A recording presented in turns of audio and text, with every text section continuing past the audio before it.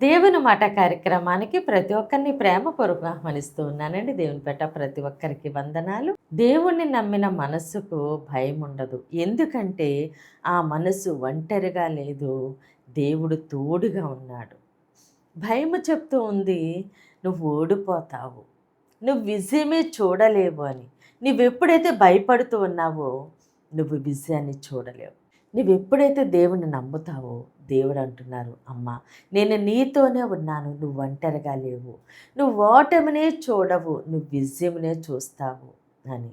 ఈ లోకము పరిస్థితులు మారిపోవచ్చు, మనుషుల మాట ఇచ్చి తప్పిపోవచ్చు, కానీ దేవుని యొక్క వాగ్దానం ఎన్నడూ కూడా నిరర్ధకము కాదండి. దేవుడు ఎప్పుడు మాట ఇచ్చి తప్పిపోరు. ఆయన మనతోనే ఉన్నారు.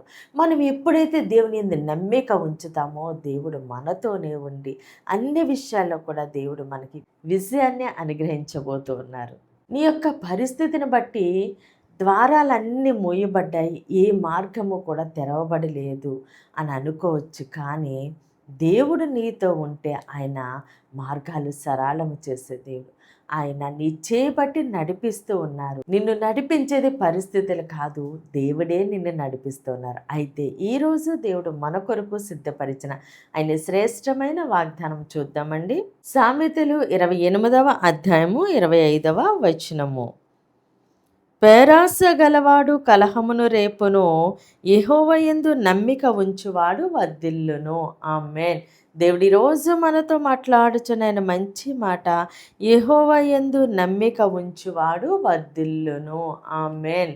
ఎప్పుడైతే మనము దేవుని యందు నమ్మిక ఉంచుతామో మనం అన్ని విషయాల్లో కూడా వర్ధిల్లుతాం. ఎందుకంటే నా దేవుడు నాతో ఉన్నారు, నా దేవుడు నన్ను లేవనెత్తుతారు, నా దేవుడు నన్ను ఆశీర్వదిస్తారు, విజయమునిస్తారు అని ఇలాగ మనము నమ్మిక ఉంచుతాము కాబట్టి అన్ని విషయాల్లో కూడా మనము వర్ధిల్లుతానే ఉంటాము.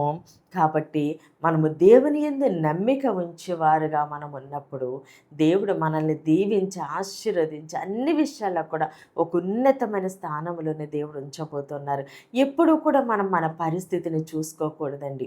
ఎందుకంటే మన పరిస్థితులను చూసుకున్నప్పుడు అన్ని ద్వారాలు మూయబడినట్లు మనకి కనబడతాయి, కానీ మనము దేవుని నమ్ముకున్నప్పుడు ప్రతి మార్గాన్ని దేవుడు సరళము చేసి మనల్ని చేపట్టి నడిపిస్తూ ఉన్నారు.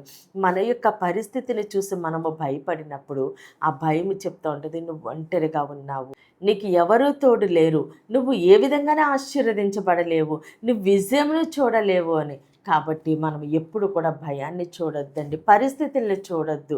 మనల్ని నడిపించేది పరిస్థితులు కాదు, మన దేవుడే మనల్ని నడిపిస్తున్నారు. కాబట్టి మన దేవుని యందు మనం నమ్మిక ఉంచుదామండి. నువ్వు కన్నీళ్లు విడుస్తూ మౌనంగా చేసిన ప్రార్థన దేవుడు ఆలకిస్తూ ఉన్నారు. కాబట్టి దేవుడు నీ ప్రతి ప్రార్థనకి జవాబిస్తూ ఉన్నారు.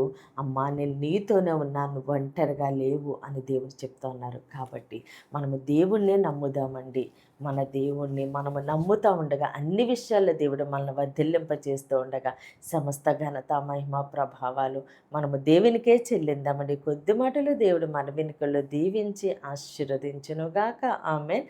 ప్రేర్ చేసుకుందామండి. అందరూ కన్నులు మూసుకుని ప్రేర్లు ఏకీభవించు. మహోన్నతుడ మహాగణుడ పరిశుద్ధుడా నీకే స్తోత్రాలు వందనాలు. దేవతనిచ్చిన వాగ్దానం మా జీవితాల్లో నూరెంతలుగా ఫలించునుగాక. దైవజనుల వారి కుటుంబాలు, సంఘాలు, పరిచర్యలు యేసు నామములని దీవించబడునుగాక. యెరూషలేముకి యేసు నామములని క్షేమము కలుగునుగాక. ఈరోజు పుట్టినరోజు, పెళ్లి రోజు జరుపుకుంటున్న ప్రతి ఒక్కరికి సంవత్సరం ఒక ఆశీర్వాదకరముగా ఉండునుగాక. దేవుని మాట పరిచర్యలో పాలిభాగస్థలే భారము కలిగి ప్రార్థన చేస్తున్న ప్రతి ఒక్కరిని దేవుడు బహుగా దీవించి ఆశీర్వదించునుగాక. మూయబడిన ప్రతి గర్భము యేసు నామములనే తెరవబడునుగాక. వివాహాలు కావలసిన బిడ్డలకి యేసు నామములో ఘనమైన వివాహములు జరుగునుగాక. యవ్వన బిడ్డలకి యేసు నామములో మంచి భవిష్యత్తు కలుగునుగాక. అయ్యా ప్రతి బిడ్డని నీ చేతులకు అప్పగిస్తూ ఈ చిన్న ప్రార్థనని పాదసల్ని చేర్చుకోమని యేసుక్రీస్తు అతి పరిశుద్ధ నామమున బ్రతిమాలి వేడుకుంటున్నాం మా తండ్రి. Amen, amen, amen. దేవుడు మిమ్మల్ని మీ కుటుంబాన్ని దీవించి ఆశీర్వదించునుగాక. ఆమెన్.